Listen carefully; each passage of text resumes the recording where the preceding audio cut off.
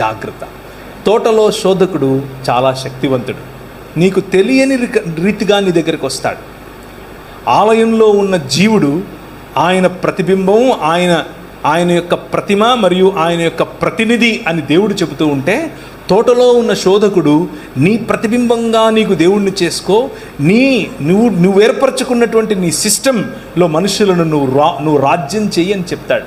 స్త్రీ పైన పురుషుణ్ణి రాజ్యం చేయిస్తాడు, పురుషుని పైన స్త్రీని రాజ్యం చేయిస్తాడు, కులం చేత రాజ్యం చేయిస్తాడు, ధనం చేత రాజ్యం చేయిస్తాడు. ఏదో ఒక రకంగా కట్లలో కట్టి పడేయటమే వాడికున్నటువంటి తోటలో ఉన్న శోధకుడికి ఉన్నటువంటి ప్రధాన లక్ష్యం. ఏదో ఒక రకంగా సంకెళ్ళు బిగించటమే వాడి ప్రధాన లక్ష్యం.